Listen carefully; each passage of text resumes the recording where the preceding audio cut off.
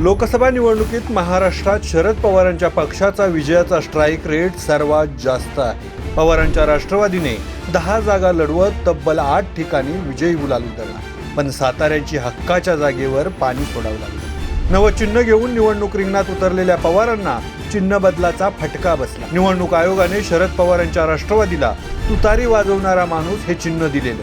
दुसरीकडे अनेक मतदारसंघातही अपक्ष उमेदवारांना पिपाणी चिन्ह देण्यात आलं होतं। यामुळे पवार यांच्या उमेदवाराला मिळणारी मतं फुटण्याची भीती व्यक्त केली। प्रत्यक्षात अनेक मतदारसंघात ही भीती खरी ठरली। बीड जिल्ह्यात पिपाणी चिन्ह असणाऱ्या उमेदवाराला 3ऱ्या क्रमांकाची तब्बल 54,000 मतं मिळाली। यामुळे निकालात कडवी झुंज पाहायला मिळाली। दुसरीकडे साताऱ्यातही हीच स्थिती राहिली।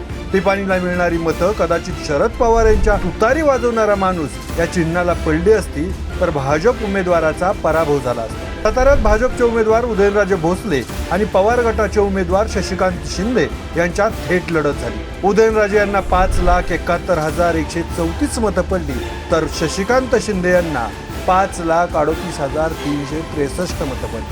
म्हणजे शिंदे यांचा 32,771 मतांनी पराभव झाला।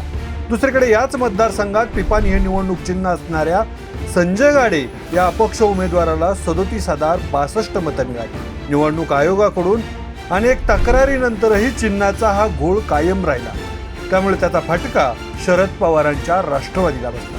दुसरीकडे दिंडोरीत शरद पवार गटाचे भास्कर भगरे 1 लाखांहून अधिक मतांनी निवडून आले। केंद्रीय मंत्री भारती पवारांचा त्यांनी पराभव केला।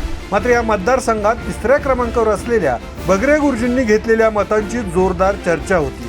बाबू साधू भगरे हे अपक्ष उमेदवार निवडणूक लढत होते। त्यांनी तब्बल 1 लाखांहून जास्त मतं घेतली। भगरे यांच्याशी असलेल्या नावसाधर्म्यामुळे हा प्रकार घडला।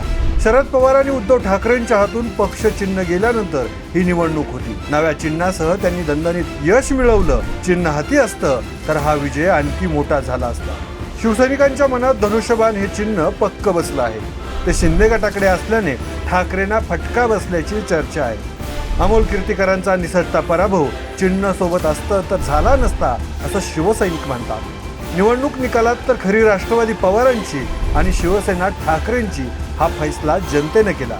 पुढील लढाई कशी असणार आता याकडे लक्ष लागलं आहे।